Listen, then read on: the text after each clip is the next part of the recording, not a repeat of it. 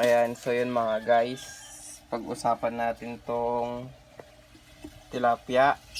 Ito yan, tsaka ito, parehas lang tilapia. Yan, wala silang pinagkaiba. Tignan mo yung muka. O, tama yung muka, tilapia. Tilapyang tilapia. Itim lang to. Ito naman, ayan o, ang ganda ng kulay niya guys.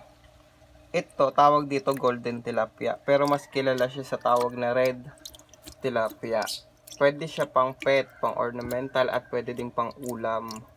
Ito, akala nung iba hindi kinakain to kasi hindi nila nakikita sa mga palengke. Ito kasi ang nangyari dyan sa mga farmers, yung mga nagpapalaki ng mga red tilapia.